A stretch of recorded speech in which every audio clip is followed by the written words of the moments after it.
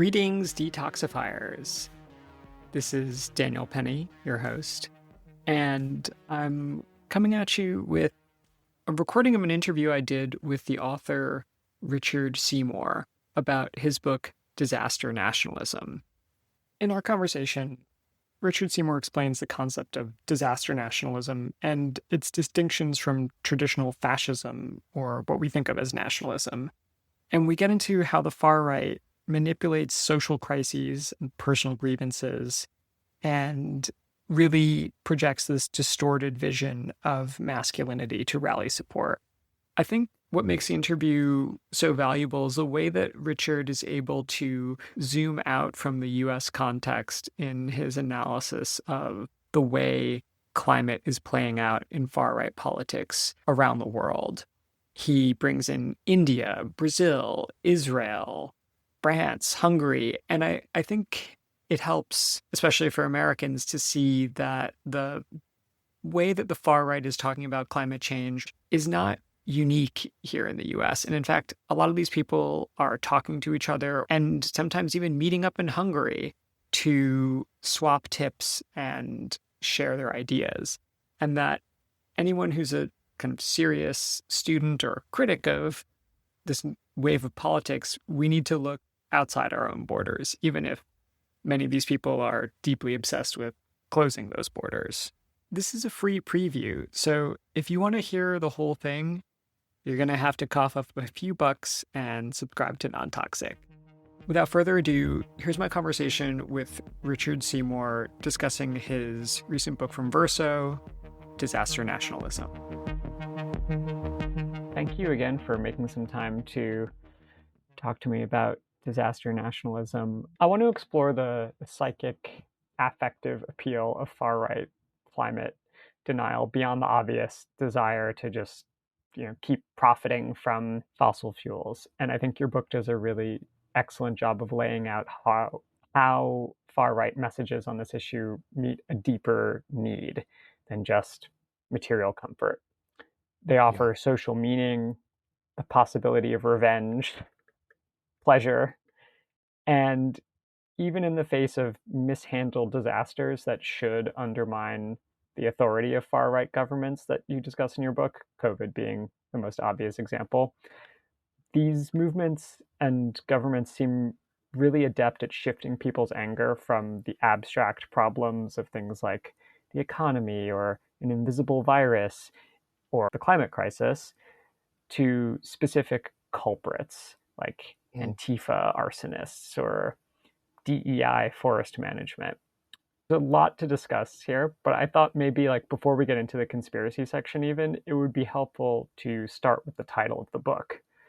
What is disaster nationalism and what distinguishes it from fascism or run-of-the-mill nationalism and authoritarianism? It's a good point because, we might ask, what is run-of-the-mill nationalism? Most of us think of there's a distinction between civic nationalism and ethnic nationalism. It turns out that historically the two tend to bleed into one another. But it's also true that if you look at, for example, Scottish nationalism or Catalan nationalism, very different from the kinds of nationalist movements we're seeing in the United States, in India, Brazil, the Philippines, Hungary, Israel, wherever you want to look. I focused on something I call disaster nationalism, which is an apocalyptic form of nationalism, which I would consider to be a kind of inchoate, incipient fascism. It's not fully developed. It's not there. They don't have the ideological or intellectual maturity or the strategic foresight to carry off the kinds of anti-democratic purge that they often imagine and salivate about. Just have to consider the QAnon fantasy, Day of the Rope, Great Revenge, all the leftists rounded up and shipped to Guantanamo Bay or executed. So this is a kind of apocalyptic nationalism which is obsessed with, salivates over images of disaster. And, we started to see this some time ago. I remember during the Tea Party movement, for example, there was the idea that Barack Obama had faked his certificate, that Medicare would lead to death panels. Then we heard about the Great Replacement and the white genocide. And we heard about bathroom predators and gender ideology. And this is global. We hear in India, for example, there's a fantasy about the so-called Romeo jihad, which is the idea that young Muslim men are deliberately seducing and wooing Hindu girls in order to convert them and wage war on the spiritual and ethnic fabric of the nation, the Hindu nation. This stuff is all over the place, quite often linked to some idea of extreme sexual evil. And what it does is, first of all, it acknowledges in its own oblique way certain forms of real social crisis, certain real problems or tensions that are emerging in the world. As Naomi Klein puts it in her wonderful new book, they get the emotions right and the facts wrong. So there's a sense in which, for example, just take the wildfires in Oregon back in 2020. This was straightforwardly a case of climate change exacerbating existing wildfire tendencies. The planet's always going to burn, it's made to burn, but they're getting out of control. And what local people hallucinated spontaneously was the idea that there were Antifa in the woods, Antifa traitors who have been, yearning to butcher white conservative Christians for years. And now they're going to do it. Now they're finally coming for us. They're burning us out of our homes. They're going to kill us. And so we have to resist. And that's why you saw far-right roadblocks, militias, people refusing to leave when they were told, Category 4 expulsion order, you've got to get out now, otherwise you're going to die. Refusing to leave and saying, as one fellow said to the news, if I see people doing crap, I'm going to hurt them. Very animating, this stuff, very enthralling. It gives you something to take arms against. That's disaster nationalism. And I guess you've already hinted a little bit that the feelings, as quoting Naomi Klein, that the feelings are right, but the facts are wrong. So, what are these feelings in response to? This doesn't just arise spontaneously.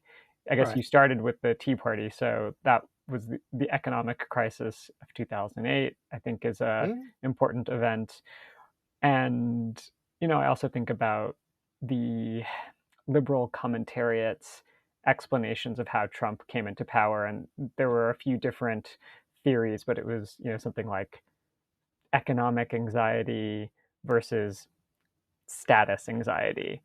Well, I think, first of all, they're very parochial. I mean, these types of explanation wouldn't get you very far if you were looking at the far right in India.